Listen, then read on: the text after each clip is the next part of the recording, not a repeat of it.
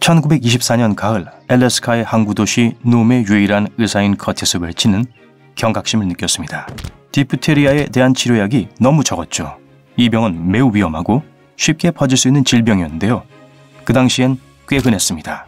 웰치 박사는 추가 주문을 했습니다.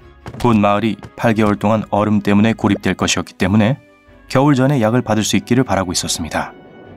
하지만 치료제를 실은 배는 제때 오지 못했고 마을은 봄까지 기다릴 수밖에 없었습니다.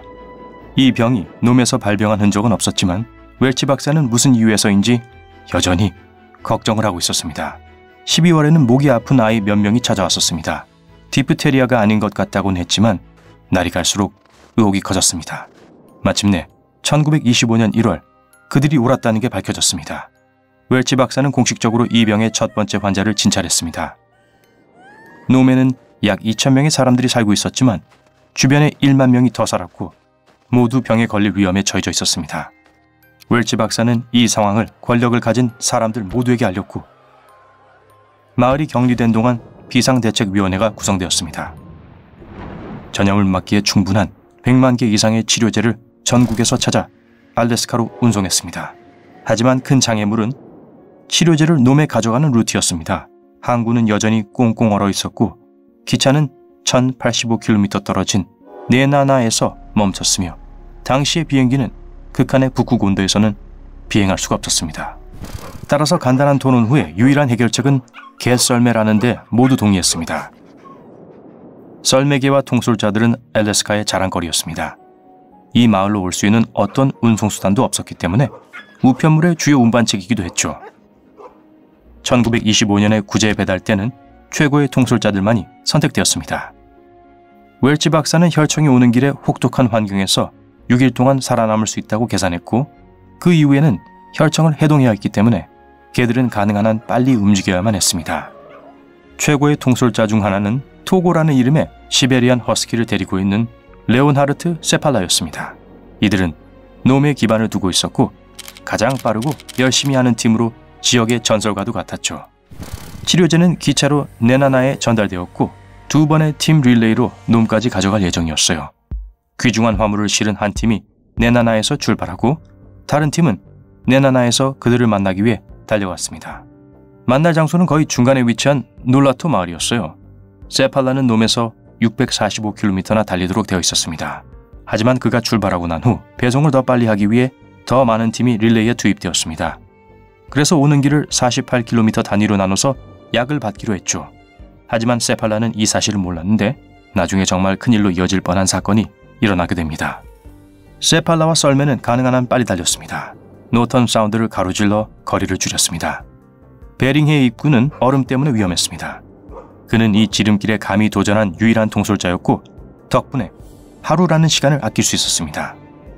비록 날씨는 무시무시했지만 세팔라는 성공적으로 위험지역을 건넜습니다. 마치 인간을 시험하기라도 하는 것처럼 1925년의 겨울은 20년 만에 가장 추운 겨울이었습니다. 기온이 영하 75도 이하로 떨어질 때도 있었으니까요.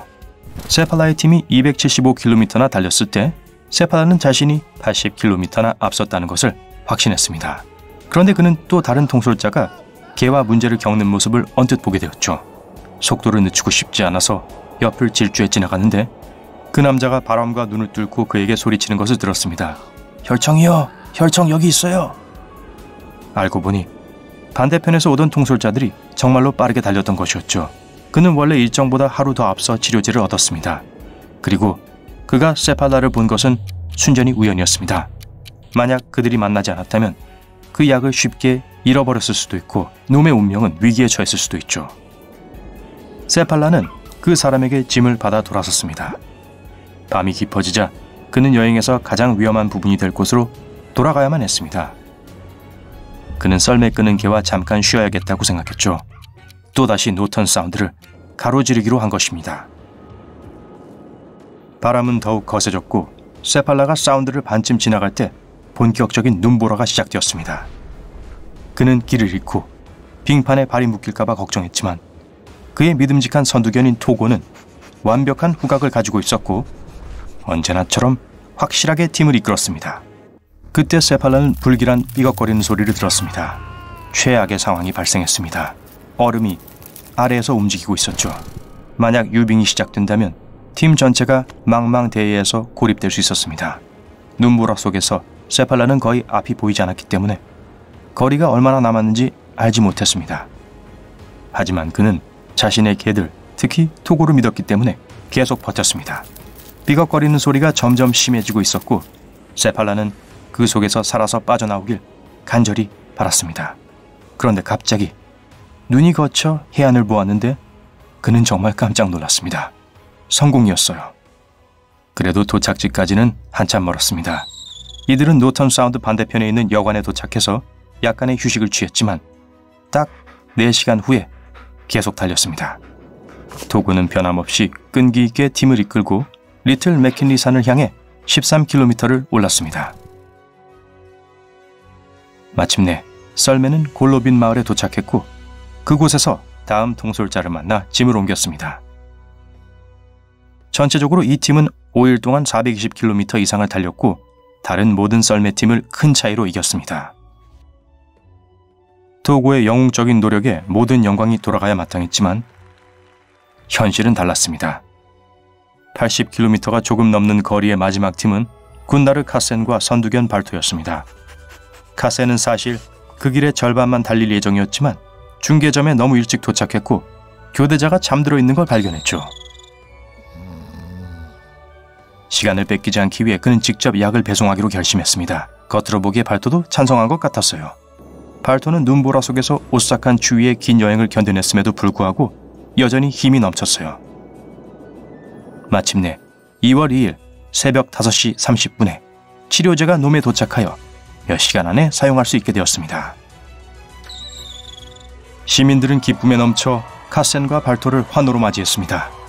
곧 이들의 명성은 마을뿐만 아니라 알래스카를 넘었고 전국적으로 유명인사가 되었습니다. 비록 릴레이에 참여한 모든 사람이 대통령으로부터 상과 표창을 받았지만 발토의 명성은 훨씬 더 나아갔습니다. 발토는 로스앤젤레스의 상징적인 뼈 모양 열쇠를 받았고 뉴욕엔 동상이 세워졌으며 영화에도 출연했습니다. 그리고 70년 후 이 사건을 바탕으로 한 만화가 디즈니에서 만들어졌습니다.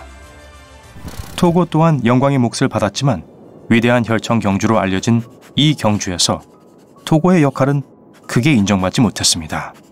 세팔라와 토고는 그 다음 해 미국 전역으로 여행을 떠났고 환호하는 군중을 모았지만요. 마침내 이들은 메인주의 폴란드 스프링에 머물기로 했습니다. 세팔라는 여기에서 시베리아 허스키의 견사를 열었고요. 토고는 1929년 삶이 끝날 때까지 사랑과 존경을 받으며 살았습니다. 3년 후 레온하르트 세팔라는 견사를 팔고 알래스카로 돌아와 썰매견 동솔자로 동계올림픽에 참가했으며 그의 팀은 은메달을 획득했습니다. 위대한 혈청 경주에 대해서 그는 단 하나를 언급했습니다. 모든 일이 잘 풀려 정말 기쁘지만 단 한 가지 마음에 들지 않는 건 토고가 그 경주의 진정한 영웅으로 알려지지 않았다는 거라고요. 시간이 흐르면서 이 용감했던 개가 마침내 받아야 할 만했던 찬사를 받았다는 걸 그가 알았더라면 정말 행복했을 겁니다. 오늘 이야기 어떠셨나요?